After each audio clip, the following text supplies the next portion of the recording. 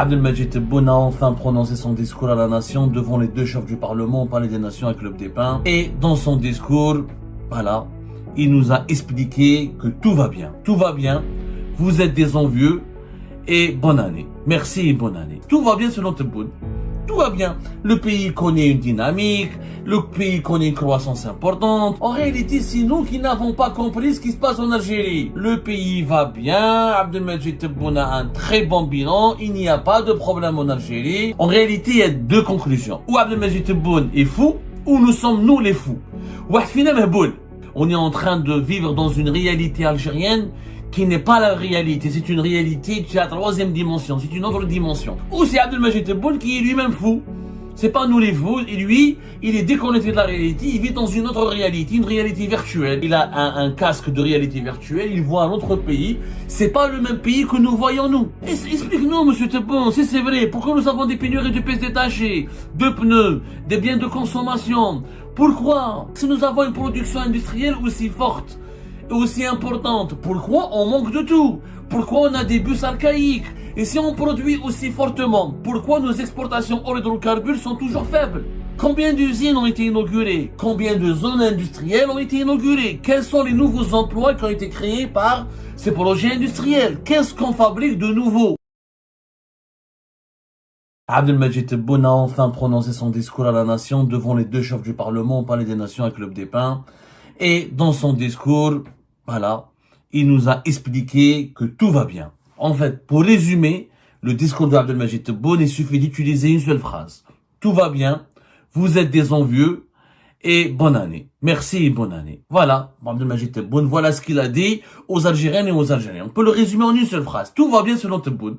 Tout va bien. Le pays connaît une dynamique, le pays connaît une croissance importante, nous avons des grands projets à travers le monde, nous avons le troisième grand projet dans la sidérurgie à travers Raj Bilet, nous allons augmenter, nous allons quadrupler ou la quintupler même la production de phosphate, nous avons des startups, nous avons 13 000 startups, nous avons une économie, une industrialisation qui est en train de se renforcer. Nous sommes en bonne santé. On a fait 1 700 000 logements. On est en train de faire des stations de dessalement de l'eau de mer. Tout va bien en Algérie. Voilà, c'est Tebboune, tout va bien. Et j'ai l'impression, quand j'écoute le discours d'Abdelmajid Tebboune, qui se résume en 44 points. La présidence en 46 points, on va dire. Voilà. La présidence de la République elle-même, sur sa page Facebook, elle a fait un résumé du discours d'Abdelmajid Tebboune de ce 30 décembre 2025 devant les deux chambres du Parlement, enfin le Conseil de la Nation devant les sénateurs et les députés.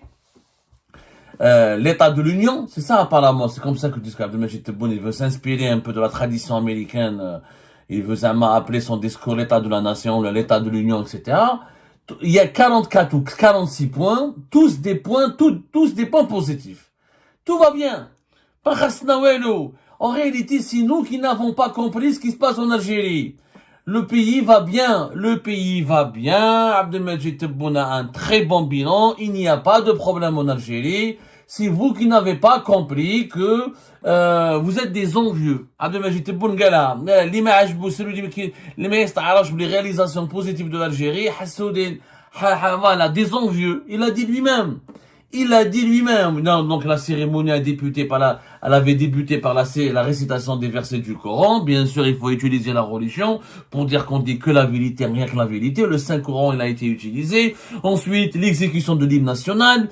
Bien sûr, on dit la vérité, on invoque les figures, les martyrs de la guerre de libération nationale et le passé glorieux du pays. Et Abdelmajid Tebboune qui a donc déclamé ou proclamé un discours surréaliste. Je dis bien surréaliste. En réalité, il y a deux conclusions. Ou Abdelmajid Tebboune est fou, ou nous sommes nous les fous. واحد فينا مهبول وحنا هبلنا حنا مهبل ما نعرفوش. On est en train de vivre dans une réalité algérienne qui n'est pas la réalité, c'est une réalité de la troisième dimension, c'est une autre dimension. C'est pas la vraie réalité.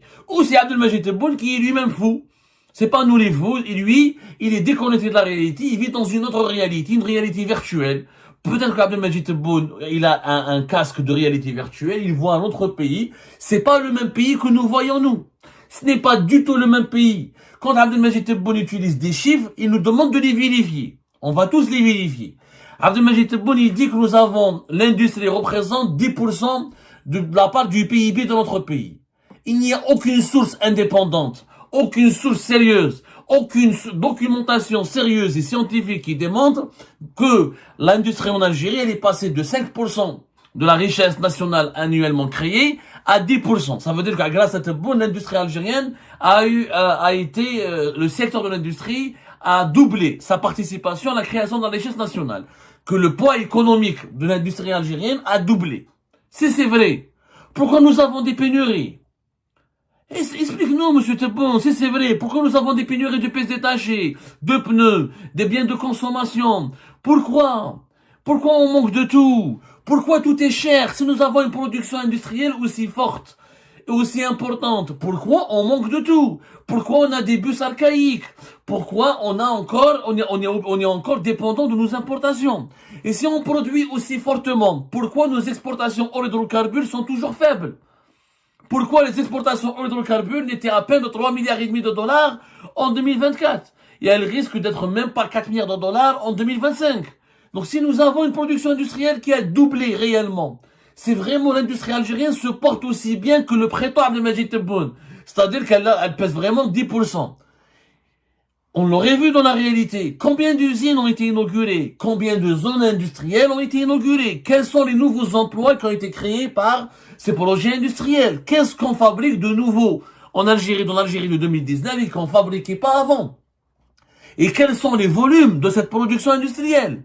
Et pourquoi cette production industrielle ne répond pas aux besoins de la population algérienne? On a une production agroalimentaire qui est en bonne santé, on a une production pharmaceutique qui se maintient, oui, mais on n'a pas une croissance à 2 chiffres.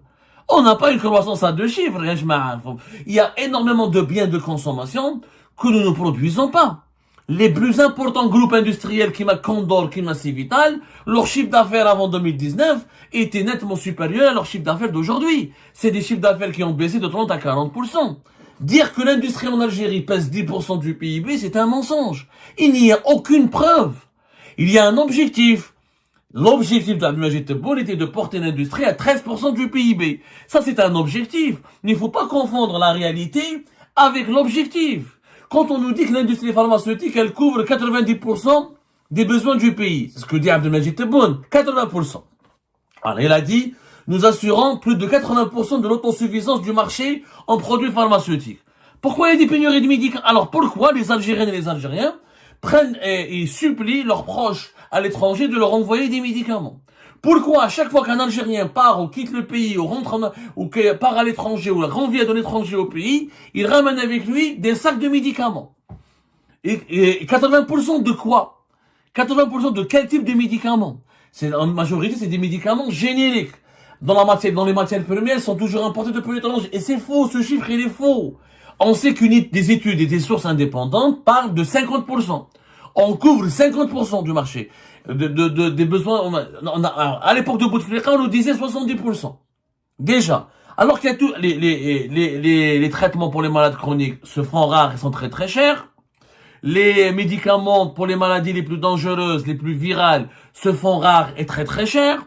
Il y a des classes thérapeutiques de médicaments qui se font rares. Dire que l'industrie pharmaceutique, elle couvre 80% de nos besoins, c'est encore une fois une annonce politique. Moi, demain, je peux être président, je peux dire, voilà, je couvre 100%. Allez-y vérifier. Je peux aller vérifier. J'appelle l'ordre des pharmaciens, j'évalue les besoins des patients, je fais une enquête, quels sont les médicaments, est-ce que les médicaments produits en Algérie correspondent? Mais c'est pas possible, 80%. 80% maintenant en Allemagne, maintenant en France, maintenant en Suisse.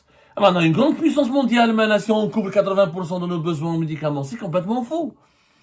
C'est rien qu'avec les maladies chroniques et les maladies dangereuses et les besoins exprimés en médicaments importés, c'est 50-40% minimum. Donc, encore une fois, c'est des annonces politiques. 13 000 startups. Où est-ce les startups algériennes? Attends, qu'est-ce qu'elles ont fait? Tu me dis start-up, عندك le Airbnb algérien, عندك le Booking algérien, tu as un Facebook algérien, tu as un TikTok algérien. Là, je vois les Algériens sont tout le temps sur les réseaux sociaux, tout le temps ils consomment des contenus étrangers. On consomme tout le temps si on a vraiment 13 000 startups, il y a un contenu local. Mais qu'est-ce qu'on a comme contenu local? Moi, les seules applications qui sont connues, Yassir, ça existait avant Tebboune. Kursa, ça existait avant Tebboune. Sportoman. Il y a quelques nouvelles startups, Vol, Zel, HTDB. Il y a quelques exemples. Il y a quelques startups qui ont émergé. Mais 13 000. Peut-être ça sont 3, 4, 5. Voilà le contenu local. Voilà. Combien, est-ce qu'on a le Alibaba algérien? Les Algériens achètent sur Shein ou sur Alibaba. Ils font des cartes PCA, etc. On consomme que du contenu digital étranger. Quel est le contenu digital local réellement? Est-ce qu'on a des sites de streaming algériens? Est-ce qu'on a des sites éducatifs pour promo algériens? Est-ce qu'on a des banques en ligne algériennes? Des startups. Est-ce qu'on a des startups, on fait des fintech, comme on les appelle ça, comme voilà, qui sont algériennes?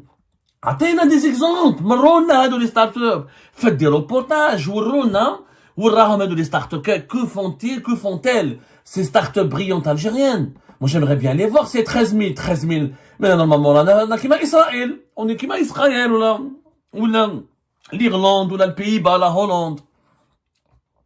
Si on a autant de startups, alors pourquoi nous avons beaucoup d'importations de services? Pourquoi en matière de logiciel informatique, en termes d'achat en ligne, etc., en termes de réseaux sociaux, etc., on passe toujours par des plateformes étrangères? Donc là encore, ce sont des annonces politiques. Il y a une différence entre les vrais chiffres et les chiffres officiels qui sont des annonces politiques. Là, Tebboune fait de la politique politicienne. 309 projets d'investissement impliquant des étrangers. Et selon Tebboune, ce qui répond à ceux qui prétendent que l'Algérie est isolée. Ok, voilà dans les projets des étrangers.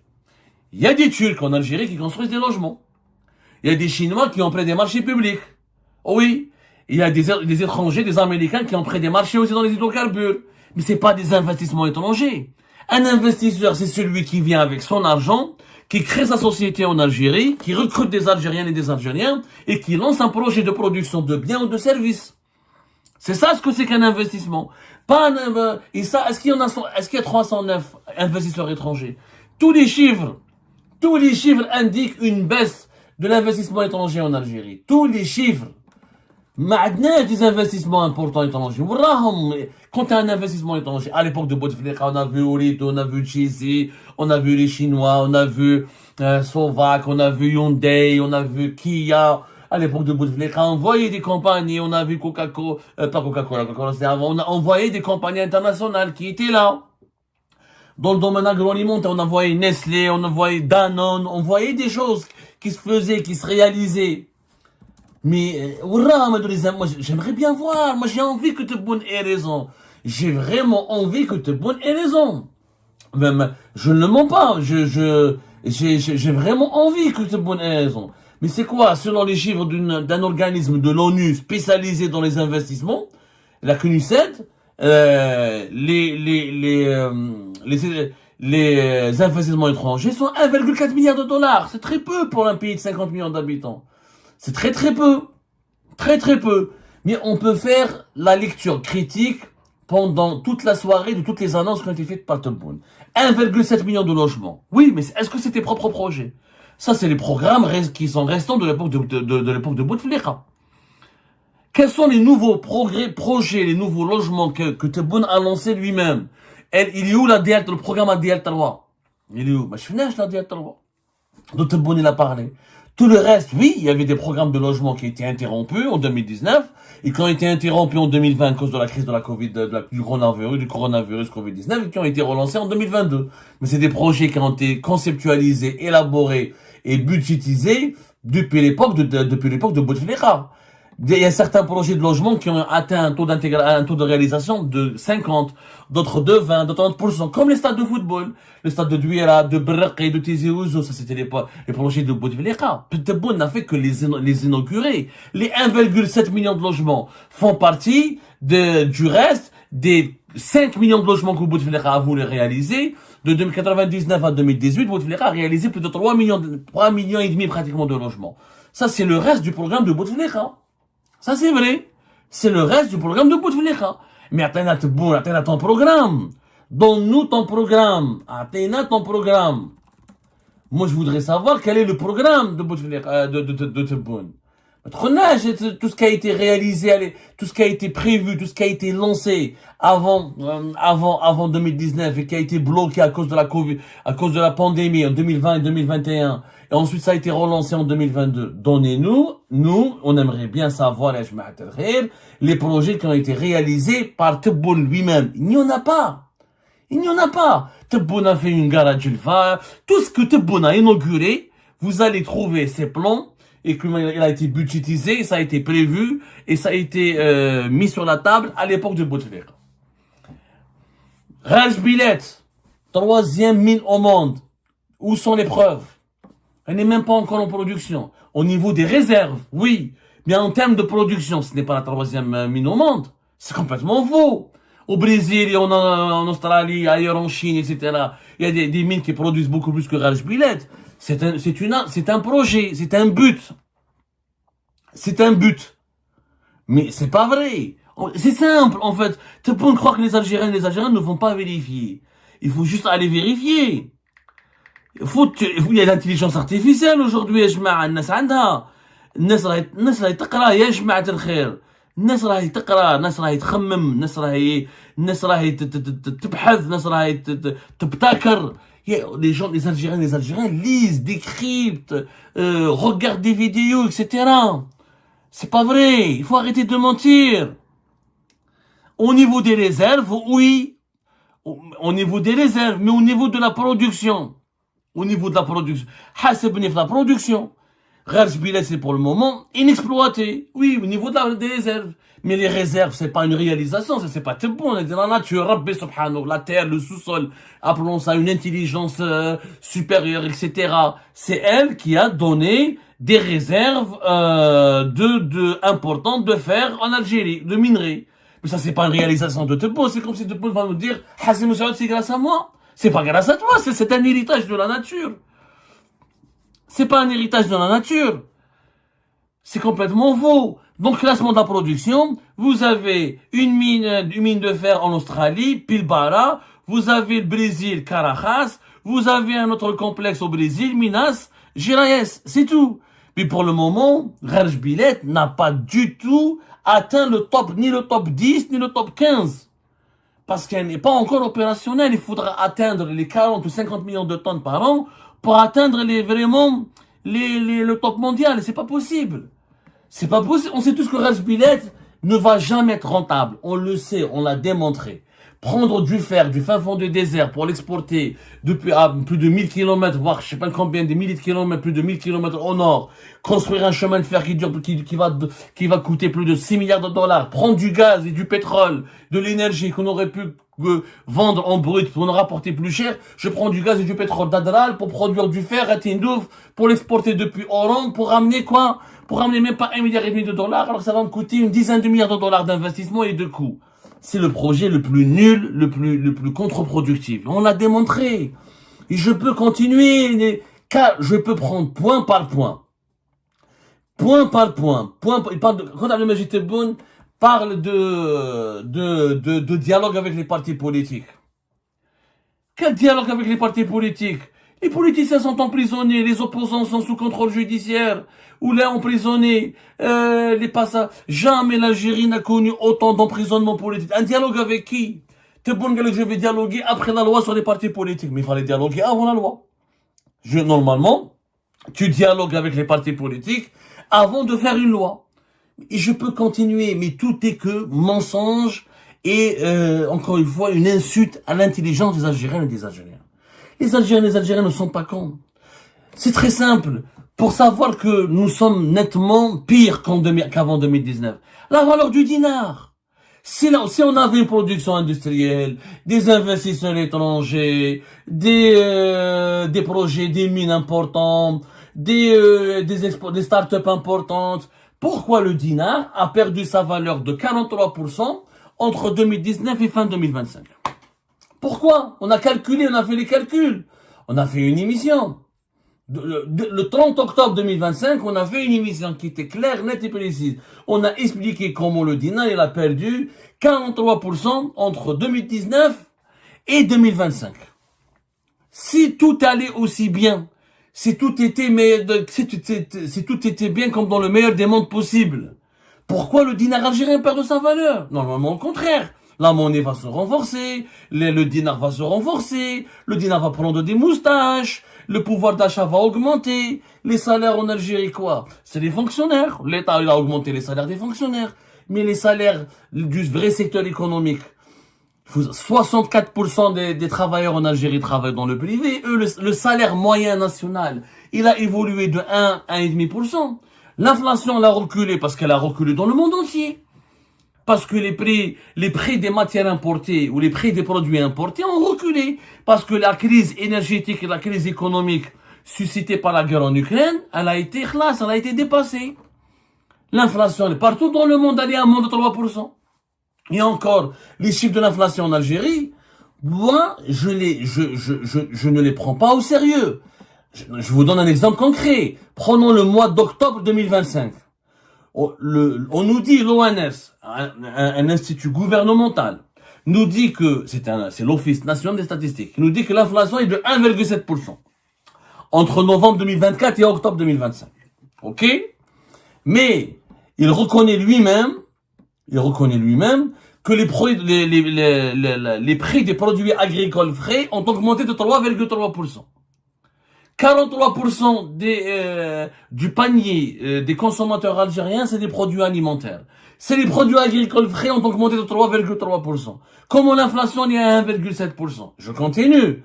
Les légumes ont augmenté de 11,4%. Les œufs ont augmenté de 24,2%. Les poissons ont augmenté de 22,3%. C'est les chiffres de l'ONS. La viande et les abats de bœuf ont augmenté de 2,2%. Donc, je ne comprends pas. Donc, il y a quelque chose qui cloche. Il y a quand même quelque chose qui cloche. C'est vrai, le prix du café, du thé, ça a baissé de 21% après avoir connu des augmentations importantes en 2023, 2024 et une partie de l'année 2025. Les prix des produits manufacturés ont connu une augmentation de 7%. Et comment donc l'inflation est à moins de 2%? Les produits agricoles, 3,3%, les produits manufacturés, 7%. Donc il y a une contradiction dans les chiffres officiels. On sait tout, une simple analyse scientifique, avec une logique implacable et une rigueur honnête, démontrera et dévoilera que les chiffres officiels sont basés sur le mensonge, sur la manipulation. On veut à tout prix faire croire aux Algériens et aux Algériens que tout va bien, que celles et ceux qui vous disent que le pays ne va pas bien, c'est des envieux.